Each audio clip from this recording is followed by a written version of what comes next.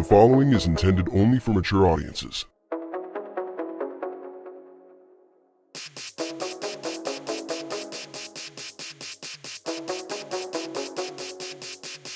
Open your ears and lube up your butthole. It's time for the What Do We Call It podcast. Now, here's your host. It's J-Man.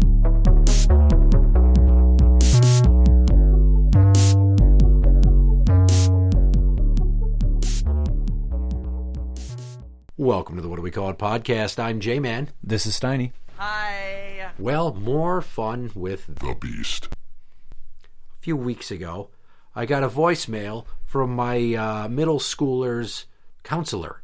And not like her therapist, but her school counselor. Okay, I got you. Yep. And it stated that she was down there and saying some very concerning things. And I'm like, oh, fuck. So I call, and what they tell me is that she came in and stated that mom got hurt by her boyfriend and that she's worried about mom's safety and her own safety. Now, I had no previous knowledge that anything had transpired. Sure. Because we all know The Beast is super open about her fuck-ups. Right. Versus, oops, you found out, shit, now I have to come clean. That's how it normally goes. Well, that's how this goes. Yeah. So what happened is that Dumblecock broke her nose. Recently? Yeah, 2 weeks ago. The guy that wasn't supposed to be around. The guy Well, with the restraining order against him? It's not valid anymore. Oh. It's no longer currently active. So he was over there, and I had seen this particular vehicle in the driveway, and I asked her about it. Now, this is like a week and a half before I even found out about her nose. Mm-hmm. And she just, it's a friend of mine that broke down, and I said he could leave it here. And then it was gone. And I'm like, oh. But then it was back a few days later for like 2 days straight. And the girl's like, I wonder whose car that is. And she tried to pass it off as some other dude. But Right. I had suspicions.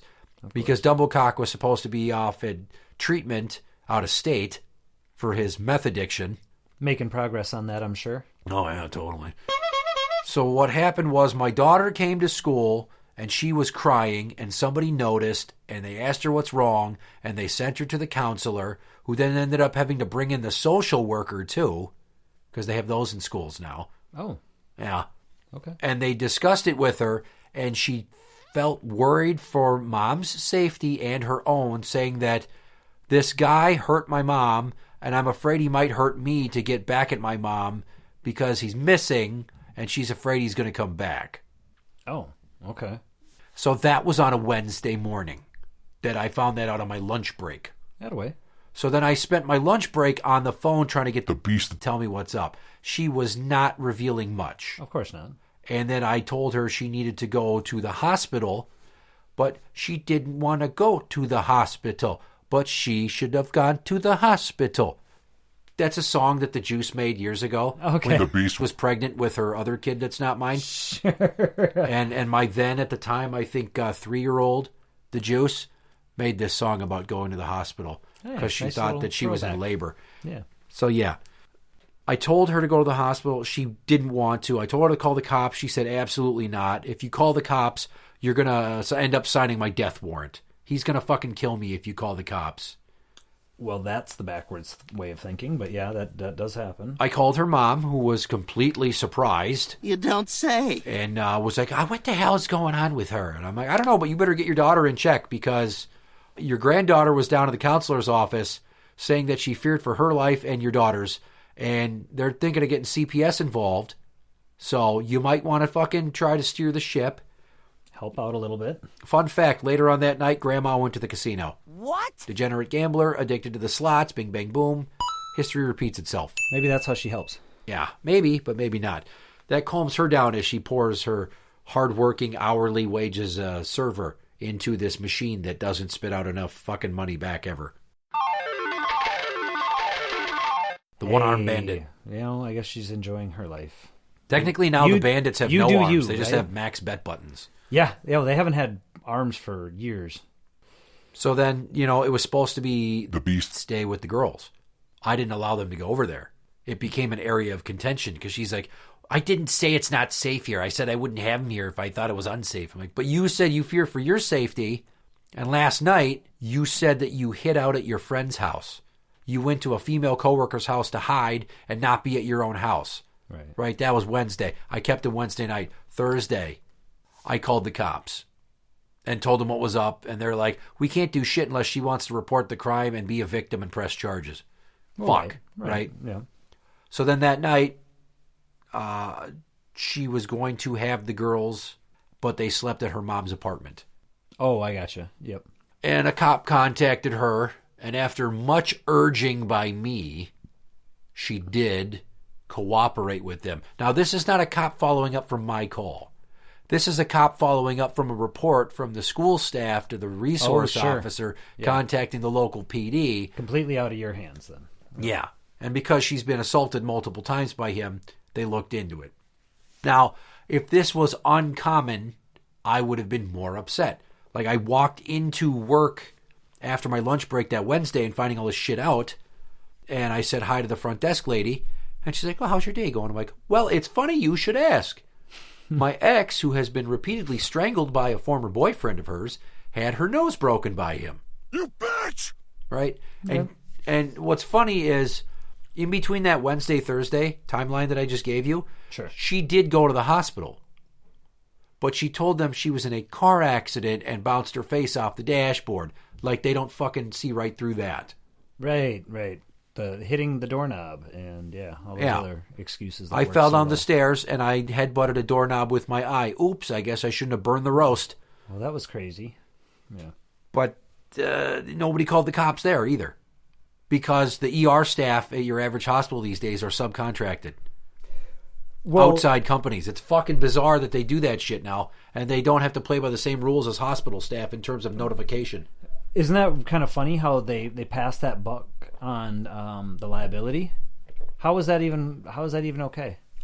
I guess if too you much don't care liability enough, then they for don't our care nurses, enough. So we'll just contract it out to people who won't follow up. Yeah, and that's the same reason why when the juice ended up drinking from that bottle of water that was potentially meth-tinged, that they didn't try too hard to contact the cops or me.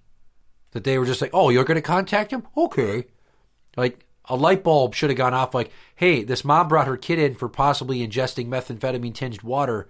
Maybe we should not rely on her to be honest enough to call the other parent. Maybe she just lied to me about notifying them that she'd call me. Like all the other fucking lies that she tells. And then I find out more after the fact to debunk all that. And then she gets pissed at me for being a good detective. But it's like, I'm only this good at investigations because of all the 13 years I've spent fucking digging into your bullshit and proving you wrong. Mm-hmm. You have fucking honed my skills to the point where I am a fucking razor-sharp pike of detection. It's fucking ridiculous. Gotcha, bitch! So that puts us at Thursday into Friday.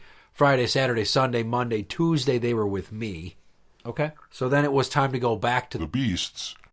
And wouldn't you know it, they went with her. But also, in that timeline, I'm kind of skipping around, Pulp Fiction style, I had a notion that something was up. I made her get a drug test. I can request, and then she has 24 hours to produce per our custody agreement. Okay, and? It was clean, completely. I was fucking shocked. Almost like I have to question if it was even her that went in there and pissed in the cup. Sure, yeah. I'd hoped that they would ID you, but I don't think she had enough time to fully flush her system. Okay. I mean, when I asked for it, I'm like, well, I don't know if it's going to be real or not, because how many times have you had diluted samples, and then CPS Just counted drink that a as a ton of positive water. because you were trying to fucking flush your system, you dingbat. Yep. So she passed the UA, but here they go with her, and they're fucking scared to go over there. They don't know what's going on, and she's like, you're going to end up getting me killed because you called the cops. I had it all figured out. Just what happened, and then he was gone. But now they're looking for him, and that's the problem, is that you don't realize between when you report it to the cops and they file the charges and get a warrant, between then and when they catch him, he could kill me. Oh my god, no way. I mean, he can fucking kill you whether I called the cops or not, you dumb bitch. I was going to say, and how many times has he supposedly been gone? How many times has he been supposedly gone? He was gone this time to be back the next time, right? He flunked out of treatment, technically, because he didn't want to go to a sober living facility due to restrictions on community time and things of that nature. So the thing that he probably needed the most, he refused to do. He doesn't need that. He needs a fucking bullet to the head. Well, That'll save everybody. It'll save her. It'll save me the trouble of having to fucking talk my kids out the proverbial ledge. It'll stop her mom, who has like 6 or 7 cardiac stents, from having a fucking widowmaker. It's so much. And then in the middle of this, here's another wrinkle. Her brother, like years ago, had something with his esophagus. okay. He was supposed to go get a CT scan and possibly a biopsy. Sure. He just didn't do it because he was scared. And Fast forward to now, he finally went and got the CT scan, and there's so many words I don't know the meaning of in the results that I'm pretty sure he's just full of fucking cancer and he's going to die. wow. Yeah. Being the tough guy that he was, he tried to scare her straight about letting this guy back in her life yet again, and in the process, he smashed a mirror and her TV in her bedroom. Her brother? Yes. Oh, wow. He was that mad about her possibly still hanging out with this dude? Yeah, that he was trying to act like, I'll fucking handle him myself, and how dare you. smart. Like, he starts flipping out about how tough he is and what he's going to do, and then he smashes her shit, which is multiple fucking crimes there. That's a domestic because of their blood relation and the fact that he's using it for fear and intimidation, not to mention the fucking criminal damage to property. I just can't fucking fathom how 2 siblings could both be this fucking stupid and lacking in logic and reasonability. Well, it almost seems like it was either, what, nature or nurture? I mean... Yeah. Jesus Christ. Yeah. Apparently their nature is they're both a couple of fucking shitbirds that were sipping out of a bird bath filled with piss. Right? I mean, just don't know. The only way it could be more fucked up is if they were addicted together and then engaging in incestual contact involving a can of Dinty Moore beef stew. Well, Which is an inside joke that you don't know, and I'll explain it to you now. Okay. There's a guy at work. We don't necessarily care for him. He left his wife and their toddler son because he was sick of fighting. Over the course of that 2.5 years they've been separated, he's had multiple girlfriends now. And one of them we started jokingly referring to as New Mommy. Now, I started joking, like, what if New Mommy's like a sassy old black lady from the South, like, come over here and give me some brown sugar, baby? And then it turned into, like, and a lot of my jokes involving, like, crude sex and in hypothetical situations always end up involving food. And growing up, my dad would feed us Dinty Moore beef stew. It was basically like dog food meat in a gravy with potatoes and carrots. Yeah. So I said, you know what he likes is when New Mommy, she pours a can of Dinty Moore beef stew in between his butt cheeks. First she eats the carrots, then she eats the potatoes, then she goes for the meat last. And we reference beef stew at work in regards to sex acts and bedroom play with food between this guy and his other paramours. But then since then, he was trying to work it out with his wife. It's a whole convoluted thing that I wish I could get into. But until he either is fired or quits or dies in a car wreck from texting and driving, which he has been ticketed for previously and still continues to fucking do, while sitting through green lights and driving people fucking insane. Until that happens, I can't give you the whole story because everything about him that drives me nuts, I've divulged to my therapist, who's like, one of his favorite things is when I'd come in and talk about this guy. Oh, sure. Like, what has he done this time? Yeah. It's so fucking entertaining. It's like sitcom fare. So back to my dysfunctional ex and all of her domestic assault situations. Mm-hmm. She had her nose broken and might need surgery. And just last night, I was bringing my 10-year-old to her therapist. And it comes out while I'm in there telling the therapist. Now, the last appointment was 2 weeks ago yesterday. Okay. Which is 2 days before the phone call from the school when I learned about all the shit. Oh, so that was over the holidays. Yes. Okay. I was just going to ask for the timetable. Like a week and a half before all of that. So anyways, it comes out last night that The Beast divulged the specifics of the assault to our 10-year-old. They are graphic. Oh, so that's why she was upset then, huh? No. That was our 13-year-old. She doesn't even know this shit. The 10-year-old knows and then was told not to tell me. Oh, okay. I thought it was the 10-year-old that... I'm sorry. Yep. No. The 13-year-old went to the middle school staff. The 10-year-old, I informed her teacher of what's up and say, keep an eye on her if she starts acting weird or dejected, withdraws. Because I'm a good parent. I fucking do that shit. Yay for me. Here's some details. There's still some blood on the glass of her sliding patio door. Jeez, clean that up. Yeah. She cleaned most of the blood, but apparently found some more blood. She might need surgery. It wasn't just a single punch. It went on for a couple days, off and on. It sounds like at least once, if not repeatedly, he dragged her up and down the stairs by her hair. And here's the best part. Her other daughter might have been there sleeping while this shit was going on. So, I swear I've sat in this chair before while you reiterated almost a exact same scenario, like within the last year and a half. Yeah, but instead of punching, it was choking. Yes, but it was like a day and a half. She was like locked in the house. She couldn't get away, supposedly. That was the standoff. Yeah. With the SWAT team. But with the sheer volume of times that she's been abused by this guy, nobody could fault you for getting one instance mixed up with the other. There's been so many, they tend to bleed together, you know. And here's one quote that I was told that really fucking unnerved me. Mm-hmm. Is that whatever was being said by her to tell him to stop or get him to stop, she's like, I need to see my kids again. And he said, I don't care if you see your kids again. I don't care if they see you. I mean, dislike her or not, that is some cold-blooded shit that had to scare the fuck out of her. Right. He's one step away from Killing finding her. a solution. Yeah. You don't say that unless you're on the verge. Yeah. And his parents live in another state, so he can just skip state and go hide out there. And there's not an extradition for this that I'm aware of. I mean, there could be if I make some phone calls to local sheriff's departments or PDs in that area and say, please go check the residence of his parents, whose address I previously found using tax records and public databases. What state are they in? Missouri. I was thinking somewhere south. I don't know why. Yeah. See, you might recall this information is that I had to do a deep dive to find out where they were when years ago she took them on a very sudden and news to me type of fucking trip to see his parents and swim in their pool. And I got 16 hours notice. She duped me by asking me to switch a day for a day. Oh, so when then we she had could them. take them over like an extended period of time. And she didn't notify me till that Sunday night when she got the kids back. And then argued it wasn't a vacation. It was just a getaway for a few days.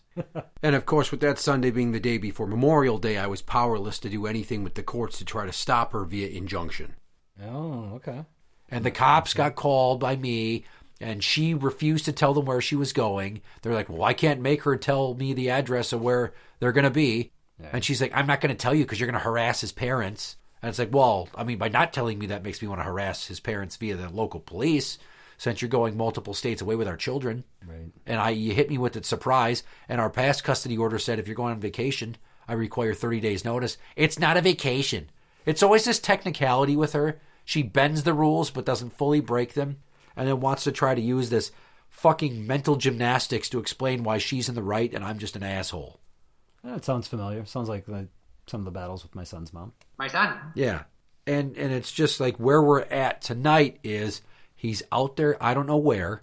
Yeah. Don't know if he's going to come back. Tomorrow they're supposed to go with her again.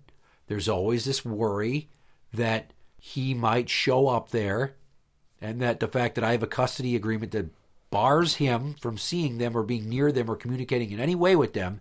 He knows how to monitor phones and hacked her router. Right. Yeah. And was watching everybody through every smart device with a camera in the house. He duplicated her phone. I mean, he fucking full-blown cyber stalking. Apparently he can do whatever the fuck he wants, and he just keeps skinning the cat on these major federal charges. Well, I guess when you're up all the time on various things and have all the time to learn all this stuff. And you keep giving up people. He fucking narcs out people he knows to cut deals and shit. And I can't believe that after the last time when she finally got him held without bail because she stated, I'm afraid if he gets out, he'll kill me. Right? And it's just like, bitch, you have a death wish. And the girls don't want to be alone at my house. This whole situation is a complete fucking shit show. And I'm so sick of dealing with this. And she just can't stop. She has this fucking backwards victim accepting their fate mentality, almost like Stockholm Syndrome. And it's just like, it's not even if. Now, I'm of the mindset of when he kills you, and I spend the next 20 years helping our daughters obtain copious amounts of psychological help through counseling and therapy and such to make them feel better about you being the subject of an episode of fucking Dateline NBC. It's just, I don't understand these women, and it makes me so angry that there's not protection for vigilante justice in these instances. But isn't that what we used to have?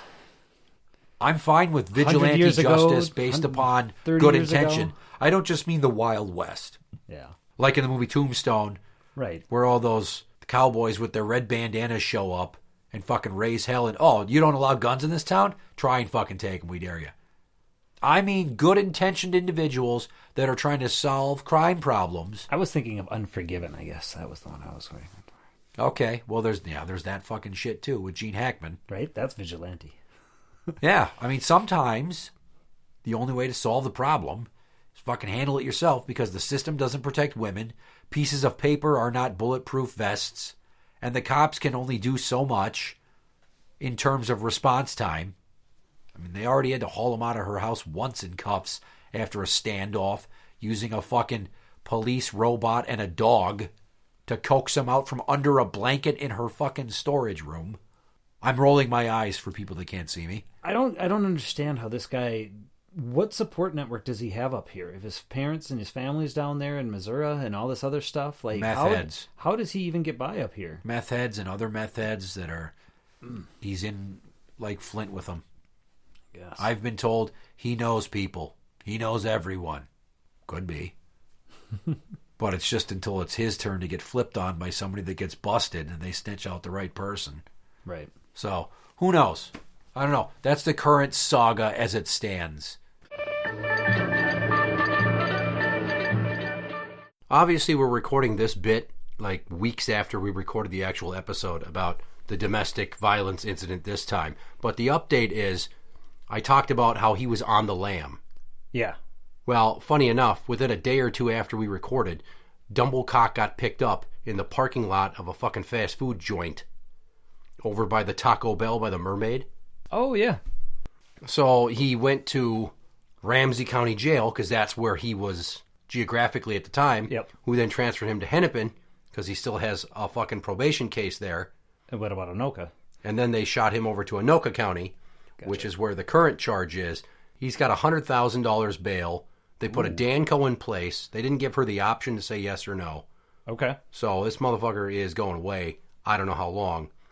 Fingers crossed that it's going to be like 5 years. I was going to say, do you think it's because of the combination of factors, or is it just one in particular that they're going to get him on?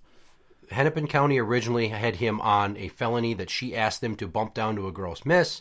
The terms were if he offends them anyway, sure, that they'll bump it back up to a felony. That was the last time he got in trouble. Sure. So this time just fucking exacerbates it even more. Yep. And then he's going to have probation violations in Hennepin and Anoka, and he's going to probably have a new charge of so many incidents with the same victim in X amount of years. I think it depends on how many of them have been in the same county. I know he's obviously been charged twice in Anoka, and he's got one in Hennepin, so maybe it's not enough yet.